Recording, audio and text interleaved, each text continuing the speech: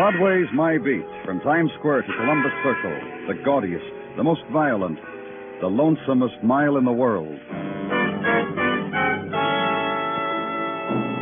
Broadway's My Beat, with Larry Thor as Detective Danny Clover.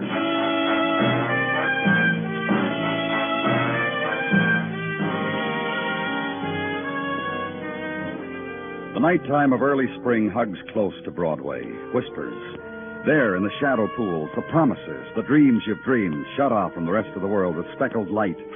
And there, beyond the floating laughter, all the silence you've searched for and the longed-for sigh. And there, walking the easy wall of night breeze, the girl of silk and warming cheek. The girl, the promise, and the light. Here on Broadway. And it never lets you go.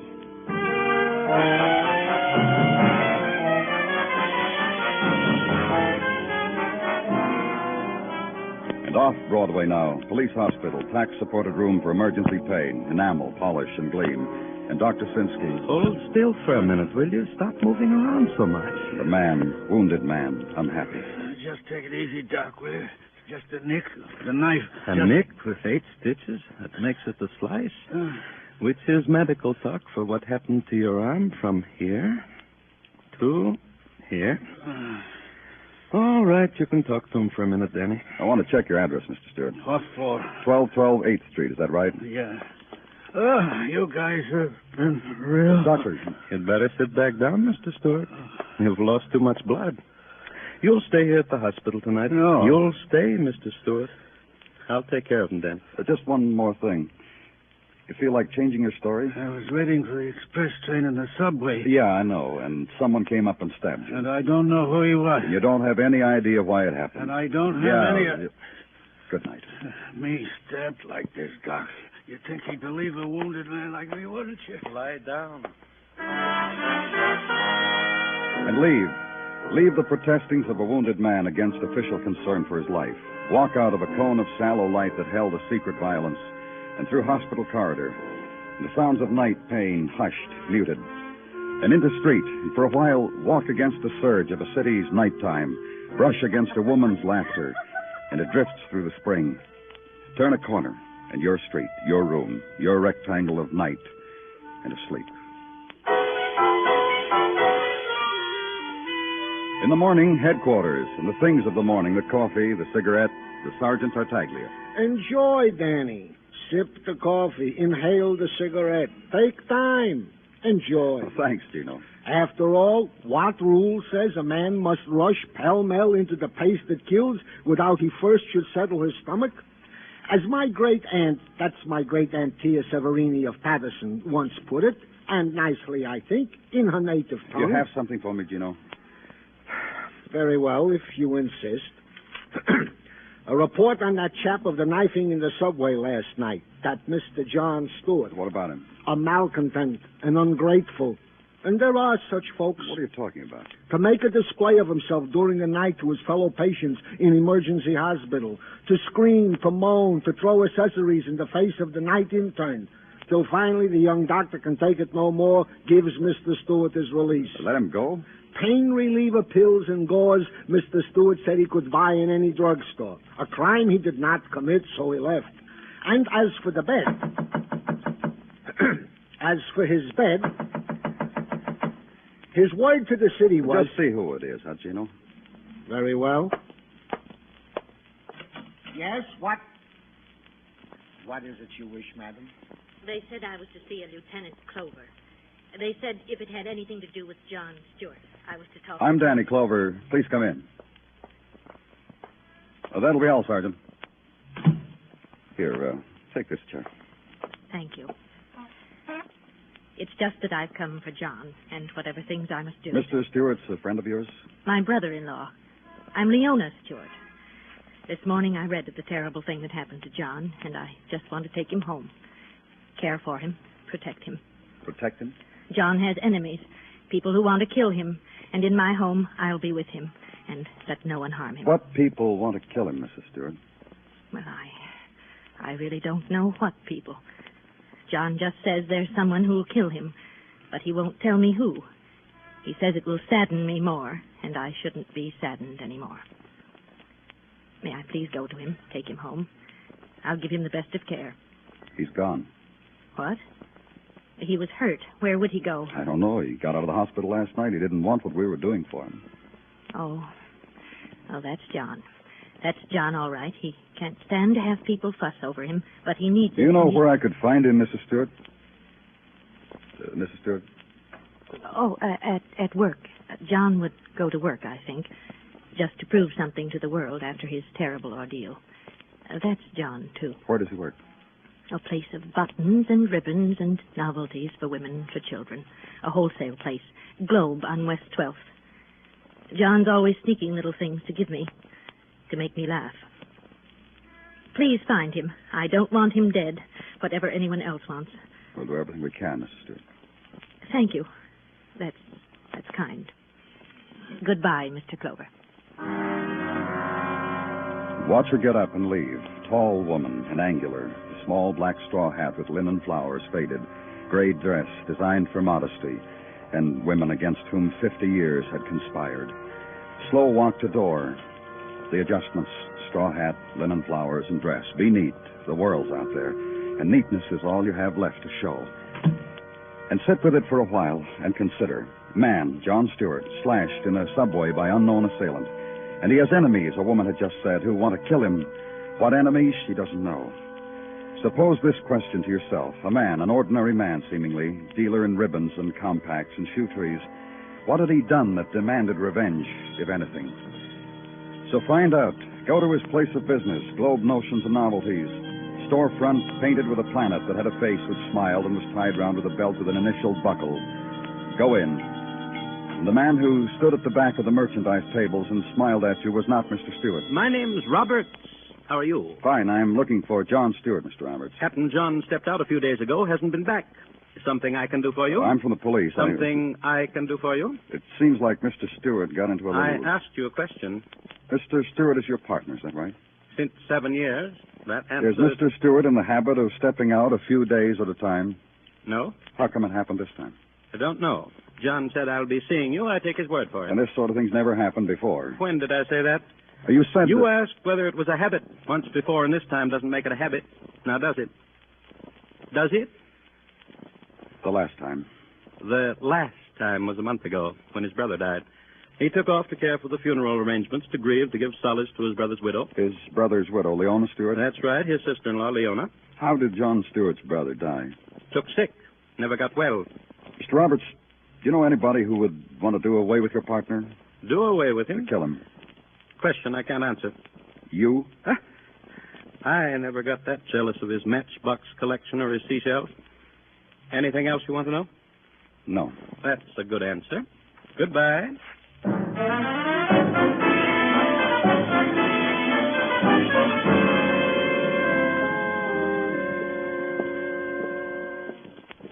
Wait till I give you a look-see at Johnny Stewart's room.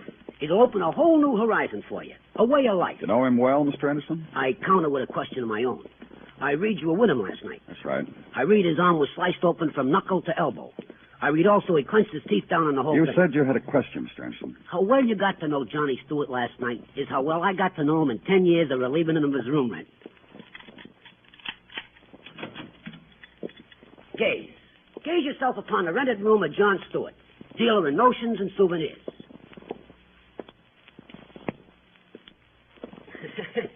Messy, ain't it? Uh-huh.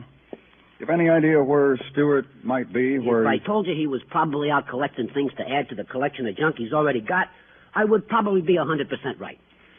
Well, thanks a lot, Mr. Anderson. Hey, don't go. I got to show you a few things. Like this. These cardboard boxes full of match covers. Collector's items, huh? For a grown man, huh? Look, Mr. Anderson. Wait. Over here. Laid out on a bureau and not to be touched by a cleaning woman's hands or mine or yours. Maybe 3 pounds of seashells. Laid out. Very neat, huh? You get a big kick out of John Stewart's life, don't you, Mr. Anderson? What's more, I don't often get the chance to share it with anyone. Wait. You ain't seen. You know what's in here? Rocks. Rocks like kids throw at each other. Like things crawl under. And in this box, broken glass. I peeked yesterday when he wasn't here. A collector of broken pieces of glass. A man. And here, this sack in the corner. Guess what's in? Dirt. A sack of dirt. For flowers? For what? Dirty trail all over my steps. Dirty stashes You through, Mr. Anderson? Yeah. Oh, with one exception. You find Stewart, suggest he live someplace else. Or die someplace else. Either one.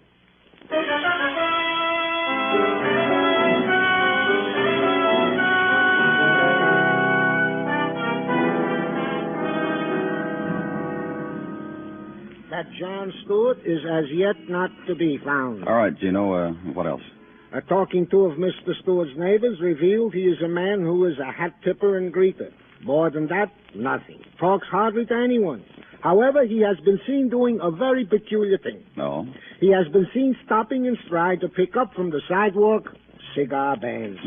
It is my surmise Danny, found your man, Danny. John Stewart? Yippo. John Stewart. Where is he? Queensbridge. Huh? Being photographed. On his face. How did... With a knife, Danny. Murdered. Stabbed to death.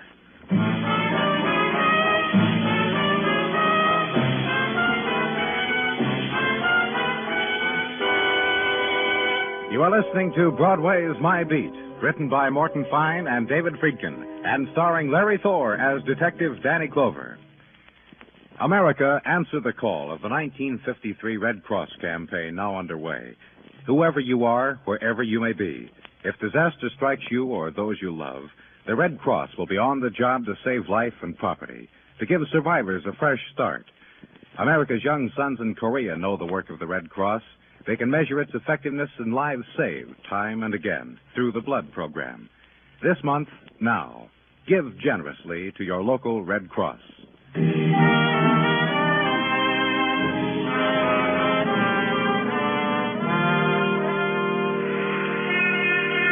In the soft night of March, Broadway's heart beats fast, and the walk is slow.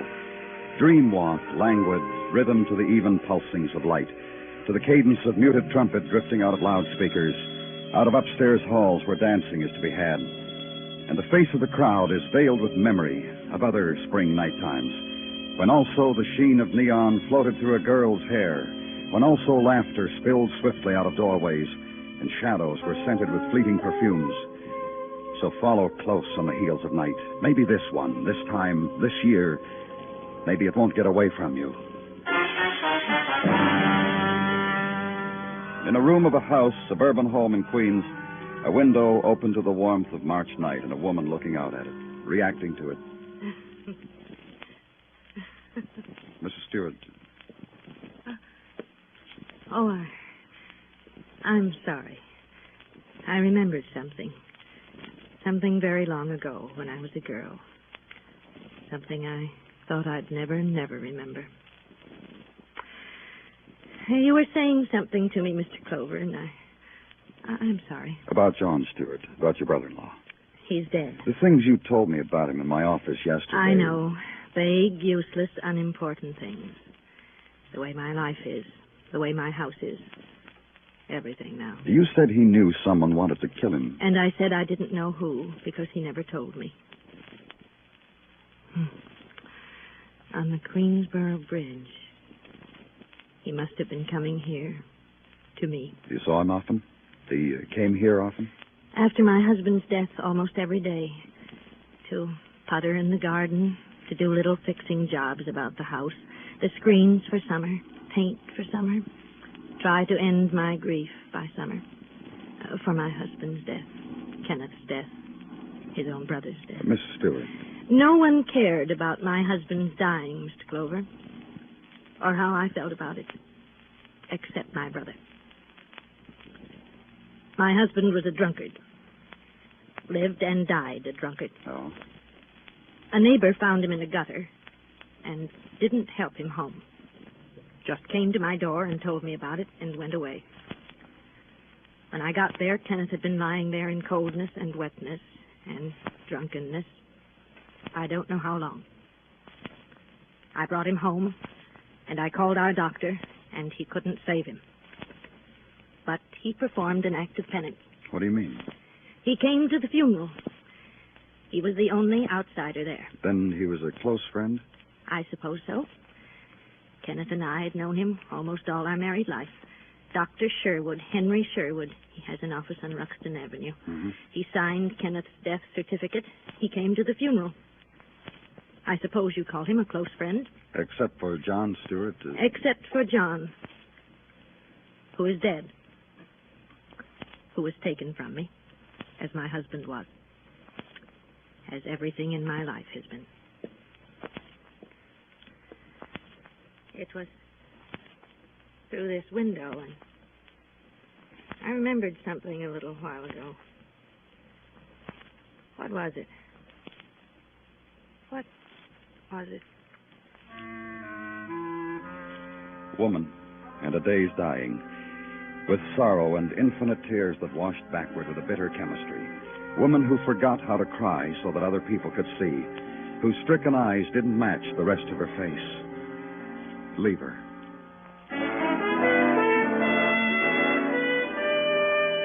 Street and home and sleep.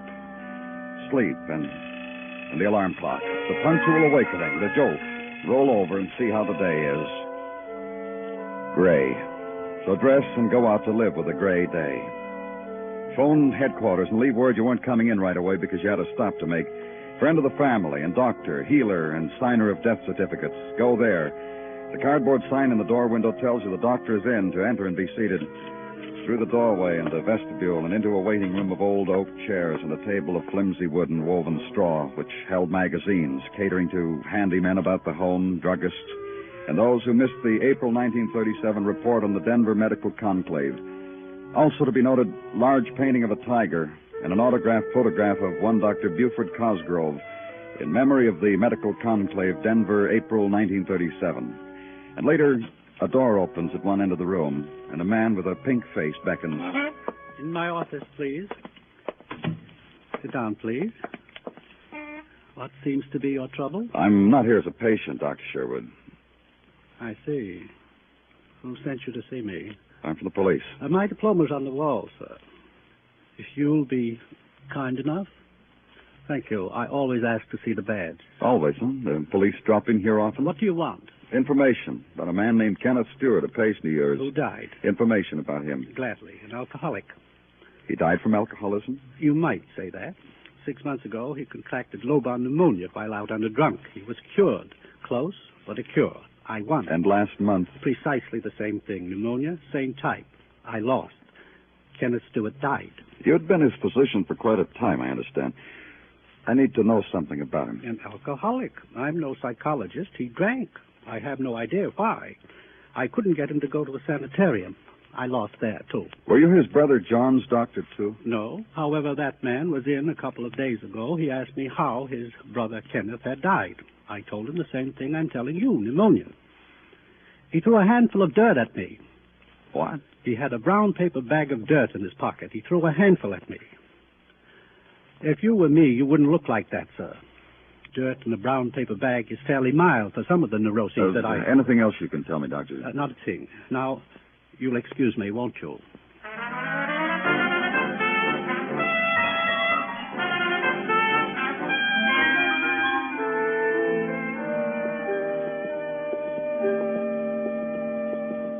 A regular little runway we're beating at Johnny Stewart's door, huh? He never had this much traffic in all the years. Man, girl, a dog. You'll just unlock the door for me, Anderson. I'll do more than that for you. I'll stick around because it's my rooming house, and I got an itch to know what goes on in my house. See? It hasn't changed. It hasn't been touched. I could have sold tickets, but I got a respect for the dead. Hey, Don't let it eat you, Anderson. You got a yen for a brown paper sack of dirt. It don't bother me hardly at all. You going to take it out of here? Uh-huh. Yeah, it makes it more sanitary that way. Anything else you want? This box with the broken glass. I'll close my eyes. Won't let out a peep. You got a pocket for the seashells? They'll hardly take up any space at all. Yeah, you looking for somebody, mister? Mr. John Stewart. Is he here? He's dead, that's where he is. Cold stone dead someplace else. You don't read, mister? Oh, I didn't know. What do you want with Stewart? Look here, I don't I'm want from the police. What do you want with Stewart? Well, only to give him this envelope. I'm sorry, I didn't know he was dead. Let me have it. Thanks. It probably won't do you any good to read it. It's all very technical. Chemical symbols, aren't they? Yes, but of course. You see, Mr. Stewart brought in a little sample of earth the other day. You're a chemist? Oh, no. Oh, my, no. I have a little garden supply shop down the street, and Mr. Stewart came in and gave me some earth out of a brown paper bag, like you have in your hands, and he said he was doing some gardening, and would I analyze the sample of soil he had, whether it was acid and all, and I said I'd have to send it out, and it'd take a day or so. Yeah, thanks. Thanks very much. You too, Anderson.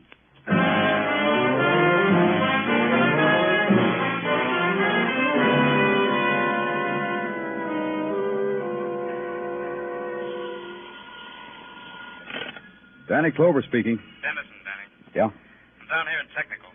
You want the quantitative on these samples? Huh? You want to know how much of what are in the samples or just what are in them? Just what are in them. Well, here's what you want to know, then.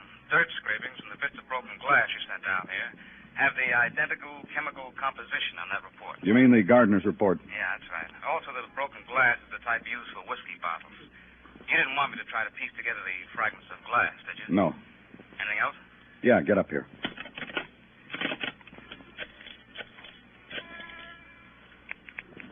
Dr. Sinsky speaking. Danny Clover, Doctor. Can I see you in my office for a minute? Sure, Danny, sure. I'll be right up.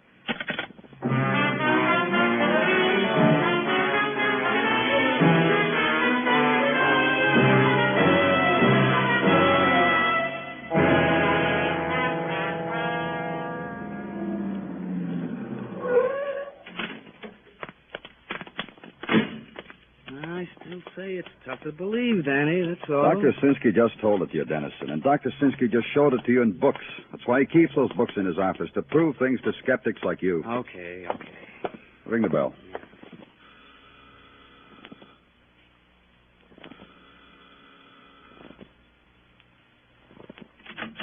Yes, what? Oh. Hello, Mr. Clover. Hello, Mr. Stewart. This is Detective Dennison. How do you do? Please come in. Thank you. Well, what can I do for you, gentlemen? We have to talk with you some more. Well, I don't see why. We'll tell you why, Mrs. Stewart. Police officers just don't knock on doors without reasons. What is your reason, Mr. Clover? It's about the death of your husband. Well, that's strange. And about the death of your brother-in-law. How strange is that, Mrs. Stewart? Mr. Clover. Yes? Forgive me. Suddenly I'm tired. Suddenly I want... Oh, sure. Sit down, Mrs. Stewart. I don't like your friend, Mr. Clover. Oh, yeah, I'm not very popular. Something I've always carried around with me. Please tell me what it is you want. Your husband was a drunk, wasn't he?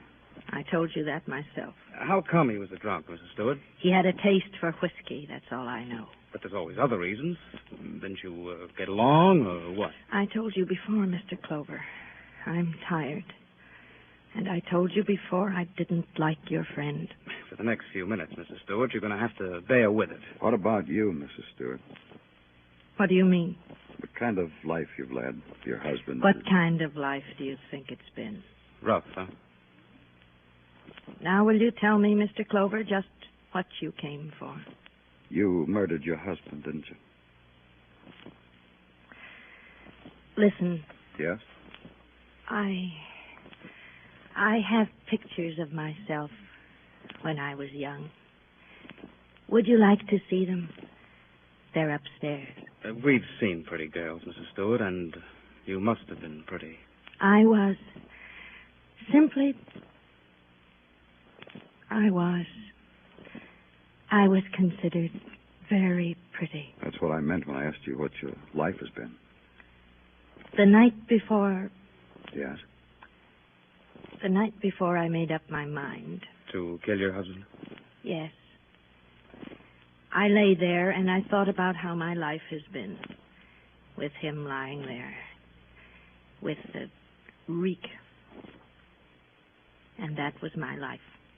So you poisoned him, huh? In the booze? Yes. Mrs. Stewart, a little while ago we found out from our police physician that the gross symptoms of the poison you used and pneumonia are the same. How did you know that? It's irony, isn't it? Yeah, but how did you know it? The first time my husband got sick, 6 months ago, I've got a book, a home medical book. The symptoms, I saw them. They were almost the same. And last month, when he was pulled out of a wet gutter, drunk, you fed him the poison, killed him. And your doctor thought it was the same thing. Yes. And you killed your brother-in-law because he suspected what had happened. I should have known better than to bury that bottle in the garden. My brother-in-law always liked to putter around there. He found that broken bottle and dug up the dirt around it, huh? I know. He came into my house and looked at me. Then he threw a handful of dirt in my face. Then he told me. I tried to kill him in the subway. We'd better get going, Mrs. Stewart. If only he hadn't found out. It would have been all right.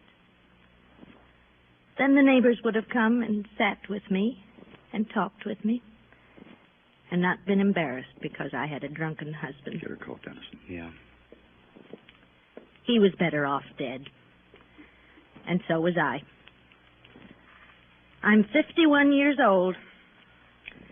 It had to stop sometime, the life I had. Someone had to stop it.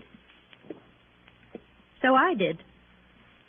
Here, I brought your scarf, too, Mrs. Stewart. It's cold outside.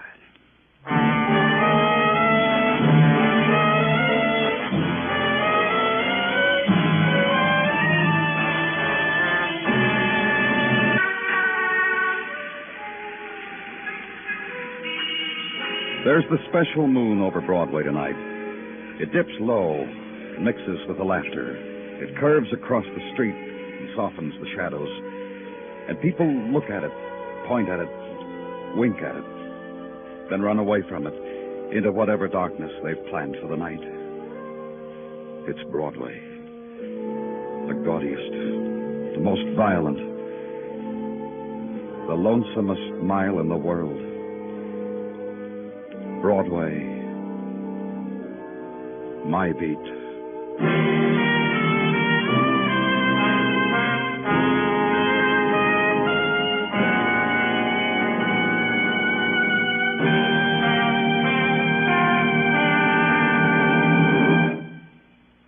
Broadway Is My Beat stars Larry Thor as Detective Danny Clover, with Charles Calvert as Tartaglia and Jack Kruschen as Muggavan. The program is produced and directed by Elliott Lewis, with musical score composed and conducted by Alexander Courage. In tonight's story, Paula Winslow was heard as Leona. Featured in the cast were James McCallion, Lou Merrill, Herb Butterfield, Billy Hallop, and Steve Roberts. Bill Anders speaking.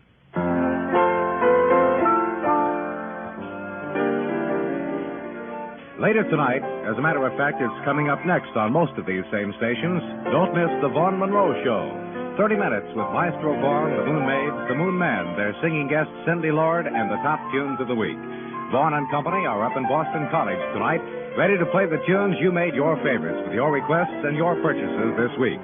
Speak to an Angel, She Wore Red Feathers, Have You Heard, and many others. So stay tuned now for the Vaughn Monroe Show, following station identification on most of these stations. And remember, you'll find Western adventure and music with Gene Autry Saturday evenings on the CBS Radio Network.